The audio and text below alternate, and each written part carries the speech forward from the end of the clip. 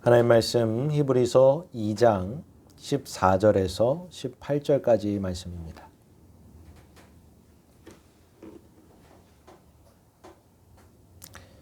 히브리서 2장 14절에서 18절까지 말씀.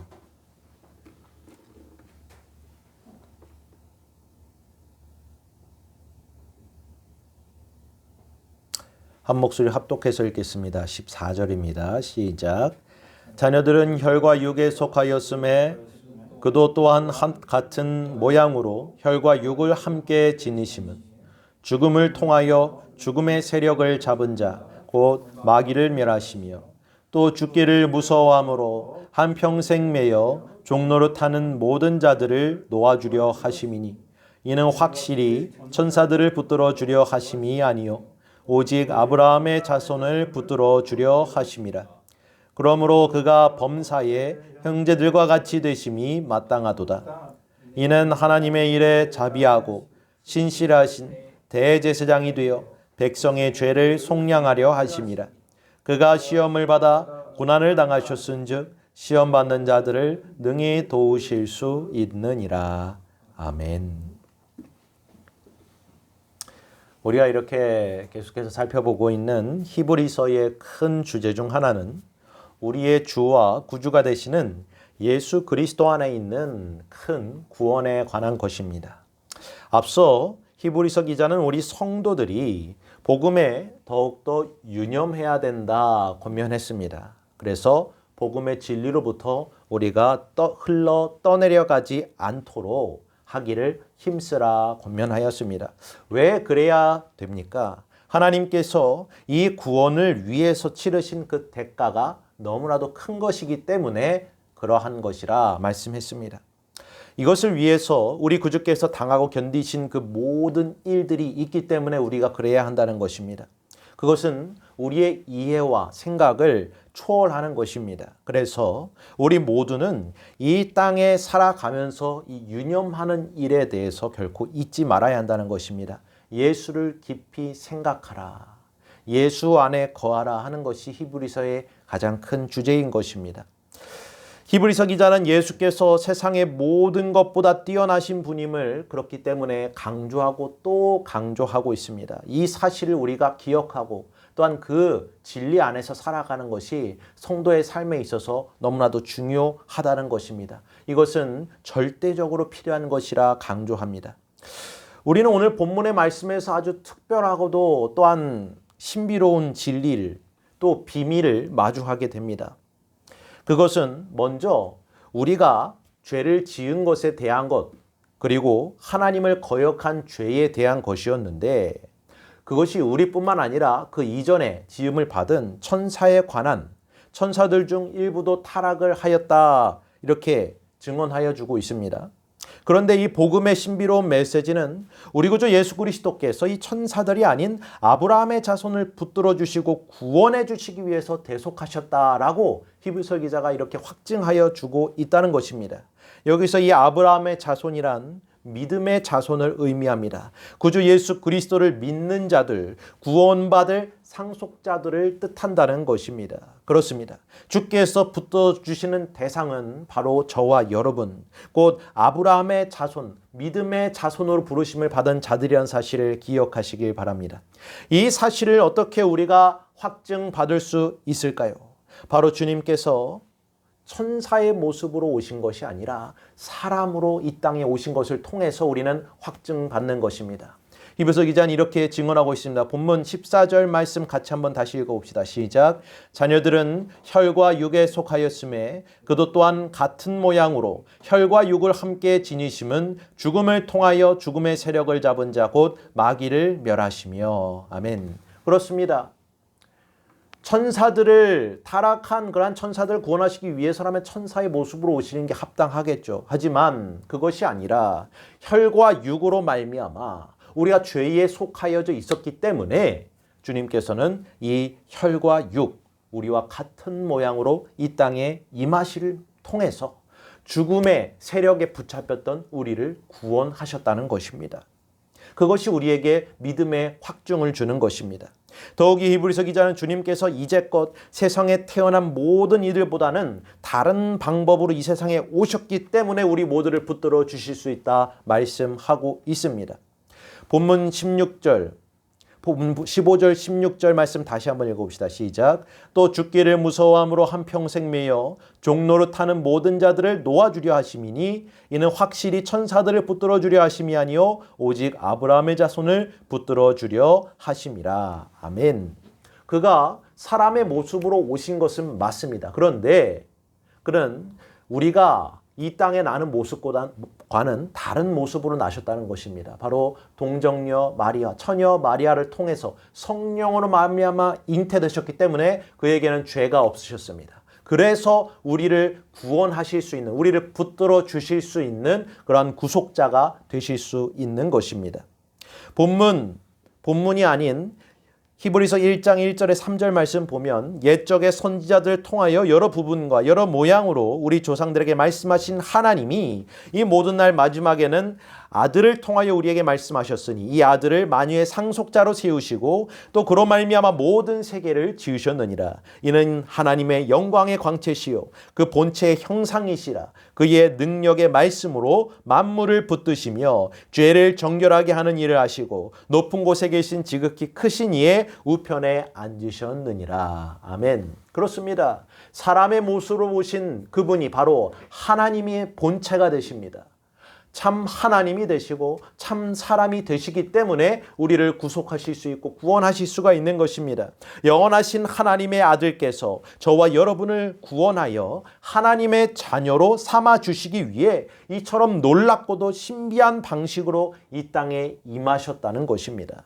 이처럼 그분께서 영원한 나라로부터 이 낮고 낮은 우리에게로 이 세상으로 찾아오셨다는 그 진리를 우리는 계속해서 끝까지 붙잡고 결코 놓치지 말아야 한다는 것입니다.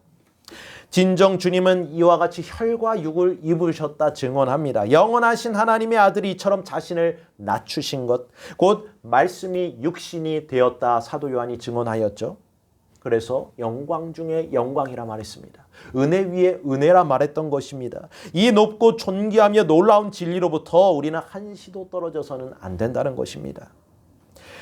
마귀는 고소자이기 때문에 우리의 죄를 들먹이며 구원으로부터 멀어지기를 힘씁니다. 그러나 하나님께서는 이 방법을 통하여서 마귀를 영원히 잠잠케 하셨습니다. 바로 사랑하는 자신의 하나뿐인 아들을 이 땅에 보내신 것으로 말입니다. 예수 그리스도를 십자가에 못 박히게 하신 그 일로 말입니다. 주님께서는 본래 하나님이셨지만 사람으로 오셔서 이 죄를 범하지 않으시고 하나님의 율법에 순종할 수 없는 우리를 대신하여 그 완전하게 그 율법을 순종해내셨습니다. 단 한 번도 실패하지 않으셨고 시험에 들지도 않으셨고 사랑 가운데 모든 것을 넉넉하게 승리하신 것입니다. 사랑하는 성도 여러분, 모든 인생의 해답, 문제의 해답이 바로 여기에 있다는 사실을 믿으시길 바랍니다. 우리의 삶의 축복 또한, 우리의 영생의 축복 또한 바로 여기에 담겨져 있습니다. 우리가 힘든 시간을 보내며 또한 이 땅 가운데에서 우리에게 주어진 축복이 무엇인지 헤매일 필요가 없습니다. 장차 얻을 축복뿐만 아니라 지금 이 순간, 이 시간을 살아가고 있는 저와 여러분에게 주어진 축복이 무엇인지를 히브리서 기자는 이렇게 상세하게 확증하여 주고 있다는 것입니다. 더군다나 사도 바울은 로마서 8장에서 이와 같이 우리에게 증언하고 있습니다. 우리를 표현하되 성령의 처음 익은 열매라 표현했습니다. 이것은 우리가 장차 올 영광 가운데 구원을 얻게 될 것에 대한 표현인데 감사하게도 그것은 지금부터 이 축복을 맛보며 살아갈 수 있다는 것 또한 의미한다는 것입니다.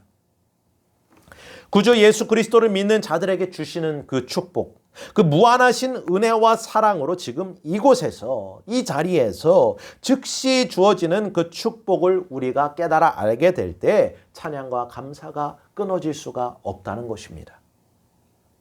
이러한 축복은 우리에게 생명을 허락하여 줍니다. 그렇기 때문에 우리는 바울과도 같이 내가 확신하노니 사망이나 생명이나 천사들이나 권세자들이나 현재일이나 장래이나 능력이나 높음이나 깊음이나 다른 어떤 피조물보다도 우리 구주 예수 그리스도 안에 있는 하나님의 사랑에서 끊을 수가 없다라는 그런 믿음의 고백을 할 수가 있는 것입니다.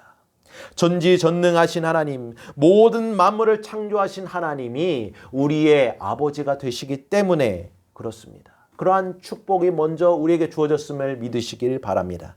하나님의 자녀로서의 그 영광스러운 자유를 우리가 누릴 수 있기 때문에 우리는 이 땅에서 그러한 진정한 축복을 맛보며 살아갈 수가 있는 것입니다.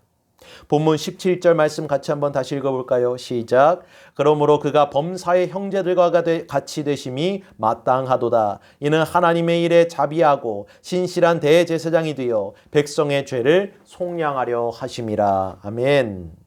예수 그리스도 안에 있는 자들에게 즉시로 찾아오는 복, 그것은 우리가 하나님을 아버지라 부르며 또한 그가 우리를 자녀 삼아주시는 축복을 넘어서 바로 우리가 죄 사함을 받고 그분과 화목을 누리게 되는 것에 있습니다. 이것이 하나님이신 그분께서 사람으로 이 땅에 오신 그러한 놀라운 이유 중 하나입니다. 우리 죄인들에게 있어서 가장 먼저 필요한 일이 있습니다. 그것은 바로 하나님과 화목하게 되는 일이기 때문에 이 일을 위하여서 이 일을 이루고자 대제사장이 존재하였던 것입니다. 히브리서 기자는 예수께서 이 세상에서 이 땅에 오셔서 이 일을 행하셨다 증언합니다. 구약 시대에 보면 대제사장은 백성의 대표였죠.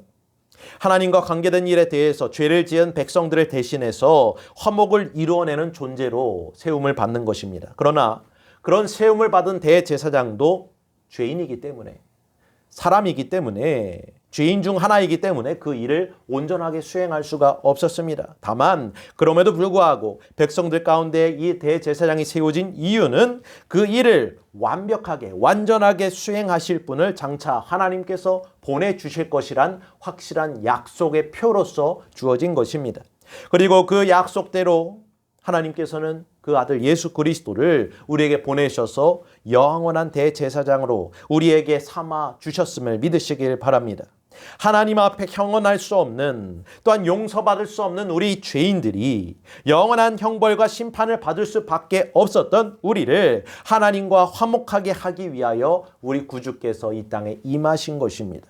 그런즉 우리는 예수 그리스도로 인하여 믿음으로 말미암아 의롭다 하심을 받고 하나님과 화평을 누릴 수 있게 되었음을 믿으시길 바랍니다. 아멘. 요한 1서 2장 1절에 2절 말씀 보면 아버지 앞에 우리에게 대언자가 있으니 곧 의로우신 예수 그리스도시라. 그는 우리 죄를 위한 화목제물이니 우리만 위할 뿐 아니요 온 세상의 죄를 위하심이라. 아멘. 그렇습니다. 고린도후서 5장 20절 21절에 바울은 이렇게 증언합니다. 그러므로 우리가 그리스도를 대신하여 사신이 되어 하나님께 우리를 통하여 너희를 권면하시는 것 같이 그리스도를 대신하여 간청하노니 너희는 하나님과 화목하라. 하나님이 죄를 알지도 못하신 이를 우리를 대신하여 죄로 삼으신 것은 우리로 하여금 그 안에서 하나님의 의가 되게 하려 하심이라. 아멘. 이것이 우리에게 주어진 구원이자 또한 축복이요 진리이자 복음의 메시지인 것입니다. 우리는 우리 자신이 죄 사함을 받은 것과 하나님과 화목하게 된 것을 알고 그 안에서 축복을 누리며 맛볼 수 있어야 합니다. 우리가 무엇인가 잘나서가 아닙니다. 잘해서도 아닙니다. 오직 우리를 위하여 이 땅에 오신 예수 그리스도를 통해서 하나님의 보좌, 그 은혜의 보좌 앞에 담대히 나아갈 수 있는 그러한 축복을 얻었다는 것입니다. 사랑하는 성도 여러분, 우리는 이와 같이 그 구원의 은혜로 말미암아 이 거룩함을 덧입게 된 자들임을, 의롭다 하심을 얻게 된 자들임을 믿으시길 바랍니다. 우리에게 주어진 무엇보다도 놀라운 축복이 바로 여기에 있습니다. 여기서 우리가 거룩하여졌다, 의로워졌다는 표현은 구별되어진 것을 의미합니다. 우리가 예수 그리스도의 그 피값으로 그분의 보혈로 거룩하여졌다는 것, 곧 하나님을 위하여서 우리가 특정되고 구별되어진 것을 뜻한다는 것입니다. 이것이 얼마나 우리에게 큰 위로가 되고 소망이 되는지 생각해 보시길 바랍니다. 하나님께서 이 죄로 가득한 세상에서 우리를 구별하고 불러내신 것입니다. 에베소서 1장 18절 19절 말씀에 바울이 이렇게 증언합니다. 너희 마음의 눈을 밝히사 그 부르심의 소망이 무엇이며 성도 안에서 그 기업의 영광의 풍성함이 무엇이며 그 힘의 위력으로 역사하심을 따라 믿는 우리에게 베푸신 그 능력이 지극히 크심이 어떠한 것을 너희로 알게 하시기를 구하노라. 아멘. 하나님의 기업이 바로 우리 성도들입니다. 사도 베드로는 이처럼 우리를 그의 소유가 된 백성이라고 이렇게 표현했는데 그는 우리가 하나님의 특별한 소유라는 표현을 하였습니다. 하나님은 자신의 영광을 위해 저와 여러분을 구별하셨고 또한 소유로 만드셨고 우리를 통하여 영광 받으시기로 작정하셨음을 믿으시길 바랍니다. 물론 하나님께서 우리가 아니더라도 굳이 우리를 통해서가 아니더라도 그분은 스스로 영광을 취하실 수 있는 분이십니다. 굳이 우리를 통해서 그러실 필요가 없죠. 그분은 무에서 유를 창조하실 수가 있기 때문입니다. 만물이 그로 말미암아 존재하는 전지전능하신 하나님이시기 때문에 굳이 우리 사람을 통해서가 아니더라도 그분은 영광을 받으실 수가 있습니다. 그럼에도 불구하고 하나님이 우리를 통하여 이 사람을 통하여 영광 받으시기를 기뻐하셨다는 것은 자신의 영광에 우리를 참여하게 하시고자 그와 같이 뜻하셨음을 믿으시길 바랍니다. 그 영광을 우리가 덧입게 하시기 위하여 우리를 통해서 영광을 받으신다는 것입니다. 주님께서 기도하실 때 십자가에 달려 돌아가시기 직전에 기도하실 때 이렇게 기도하셨죠. 아버지의 영광을 내게 주시고 또한 영광스럽게 하여 달라 말씀하셨습니다. 그 영광은 곧 자신을 믿을, 자신을 통해 구원받을 그러한 제자들과 또한 성도들에게도 똑같이 주어질 것임을 약속해 주신 것입니다. 그 영광이 우리에게 나타나게 하시기 위하여 우리를 통해서 영광을 받으시는 하나님. 그 얼마나 놀라운 은혜가 우리에게 주어진 것인지 생각해 보시길 바랍니다. 우리가 무슨 일을 만나든지 두려워하지 않을 수 있는 이유도 여기에 있습니다. 하나님이 자신의 영광을 위해 저와 여러분을 구별하셨기 때문에 우리가 하나님의 손아귀 안에 있기 때문에 영원하시고 전능하시며 완전하신 하나님이 이같이 우리를 사랑으로 살피고 영광 가운데 거하신다는 그 사실만 때문에 우리는 이 땅에서 축복을 누릴 수가 있는 것입니다. 때로는 우리가 이해할 수 없는 일들을 겪습니다. 또 그분을 원망하고자 하는 그러한 유혹도 많이 겪게 될 겁니다. 그러나 하나님을 사랑하는 자, 곧 그 뜻대로 부르심을 입은 자들에게는 결국엔 모든 것이 합력하여 선을 이루게 된다는 그 복된 진리가 저와 여러분에게 주어졌음을 믿으시길 바랍니다. 사랑하는 성도 여러분, 우리는 이처럼 거룩하게 지으심을 입은 자들, 그리고 또 거룩을 향해 나아가는 자들이란 사실을 기억하시길 바랍니다. 하나님이 이미 우리를 구별하셨습니다. 예비하신 그 영광을 위해 우리를 준비시켜 나가고 계십니다. 정결케 하시며 또 온전함으로 우리를 이끌어 가신다는 것입니다. 진정 주님께서 자신의 기쁘신 뜻을 위하여 성령 안에서 우리에게 소원을 주시고 행하게 하신다는 사실을 믿으시길 바랍니다. 때로는 우리를 징계하십니다. 또 책망하시기도 할 것입니다. 그러나 이것은 우리를 멸망으로 이끌기 위함이 아니요 오직 그 사랑 안에서 영원하신 사랑 안에서 주어지는 축복이라는 사실 또한 믿으시길 바랍니다. 히브리서 기자가 나중에 증언합니다. 징계가 없으면 아들이 아니라 표현합니다. 그렇습니다. 자녀가 아닙니다. 자녀에게는 징계가 따를 수밖에 없습니다. 그 사랑하기 때문에 징계하는 것입니다. 멸망으로 죽음으로 나아가는 자녀를 어찌 두고 보는 부모가 있겠습니까? 부모의 사랑은 이러한 것입니다. 하나님께서 우리의 영원하신 부모가 아버지가 되시기 때문에 우리가 멸망의 죽음의 길로 가는 것을 결코 원치 않으십니다. 그렇기 때문에 우리에게 징계도 허락하시고 질병도 허락하시고 고통도 주시는 것입니다. 하지만 그것은 결국 우리를 온전케 하여서 구원의 완성을 이루고 또한 그것을 통해 놀라운 축복의 자리로 우리를 인도하시기 위함이라는 사실을 꼭 기억하시길 바랍니다. 우리가 그분의 자녀라는 확신이 바로 여기 가운데 있습니다. 확증을 우리는 이를 통해 받습니다. 우리가 고난당할 수 있고 고통당할 수 있는 이유, 그럴수록 우리가 더더욱더 하나님께 감사할 수 있는 이유가 바로 여기에 있는 것입니다. 하나님이 우리를 사랑하시기 때문에 자신이 이끌어가고자 하는 그 영광을 위하여 우리를 끊임없이 구별하게 하시고 또한 그 영광에 합당하게 성령으로 말미암아 변화시켜 가신다는 사실을 믿으시길 바랍니다. 사랑하는 자를 더욱더 거룩으로 인도하시는 주님을 날마다 찬송할 수 있는 저와 여러분 되길 간절히 바랍니다. 우리는 성도로서 이러한 축복을 누리며 때로는 어리석게 죄와 사단의 유혹으로 인하여 넘어질 수도 있습니다. 그러나 하나님 앞에서 우리를 위해 대언해 주는 대제사장이 계시다는 사실을 꼭 기억하시길 바랍니다. 그가 항상 살아서 우리를 위해 친히 간구하여 주십니다. 우리가 시험 당할 때에도 우리가 낙심하지 않을 수 있는 이유는 어떻습니까? 오늘 본문 18절 말씀처럼 그가 시험을 받아 고난을 당하셨은즉 시험 받는 자들을 능히 도우실 수 있기 때문임을 믿으시길 바랍니다. 하나님이 보좌 우편에서 우리를 위해 중보해 주고 계신 분이 계십니다. 그러므로 우리가 해야 할 일은 우리의 죄를 자복하고 모든 문제를 그분께 맡기며 풍성하고 온전하여 값없는 그 죄사함의 축복을 누리는 것이란 사실을 믿으시길 바랍니다. 더군다나 우리 주님께서는 이와 같이 우리를 위하여서 많은 질고를 겪으셨고 고난을 겪으셨기 때문에 시험뿐만 아니라 우리가 이 땅에서 당하는 모든 환난과 고통 가운데서도 우리를 건져내실 수가 있는 분이라는 사실을 믿으시길 바랍니다. 그분은 자비하시고 신실하신 우리의 대제사장이 되십니다. 우리의 대제사장은 항상 살아서 온전히 끝까지 우리의 구원이 완성되어질 때까지 우리를 인도하실 것입니다. 그런즉 우리의 필요는 이제 전부 모두가 채워진 존재라는 사실을 믿으시길 바랍니다. 이미 준비되어져 있고 예비되어져 있기 때문에 우리는 받은 것으로 알라는 것입니다. 이미 우리에게 주어진 것을 확신하며 살아간다는 것은 이미 그것을 우리가 받고 누리며 살아가는 것을 뜻합니다. 우리가 구원을 받았고 성도로 부르심을 받았다는 것은 우리가 스스로 무언가 잘해서 스스로 잘 믿어서가 아니라 우리를 위하여 이미 그 구원의 필요를 위하여서 모든 일을 행하신 주님, 우리 모두가 그분을 위하여서 우리 자신을 드리는 것, 그것 또한 우리에게 주어진 축복이라는 사실을 믿으시길 바랍니다. 우리의 것이 주님의 것이기 되었기 때문에 우리가 받은 것을 주님께 드리는 것 또한 축복이 된다는 것입니다. 왜 그렇습니까? 그러할 때 주님께서는 더욱더 많은 것으로 예비되어진 많은 것들로 우리를 채워주시고 풍성함으로 인도하실 것이기 때문인 것입니다.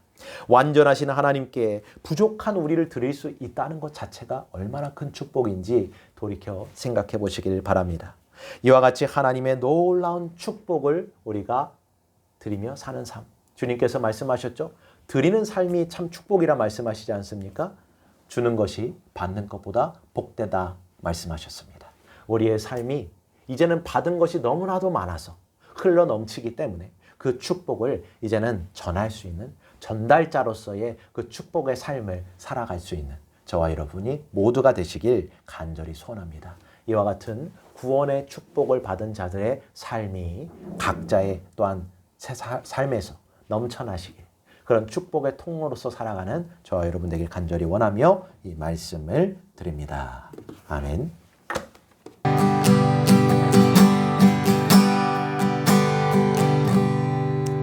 다 표현 못해도 나 표현하리라. 다 고백 못해도 나 고백하리라. 다 알 수 없어도 다 알아가리라.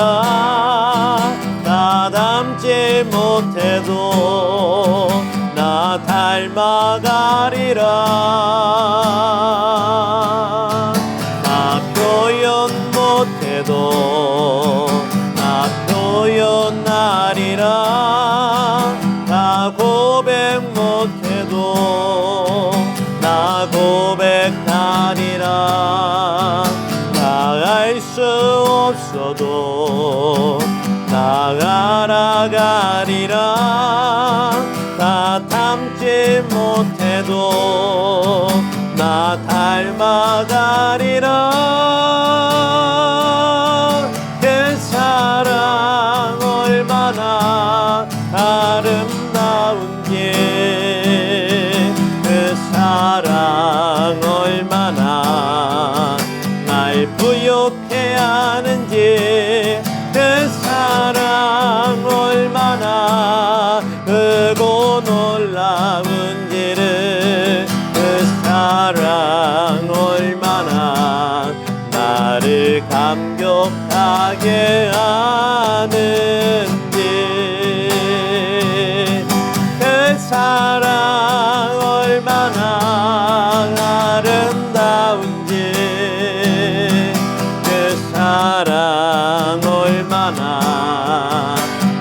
부욕해 하는지 그 사랑 얼마나 크고 놀라운지를 그 사랑 얼마나 나를 감격하게 하는지.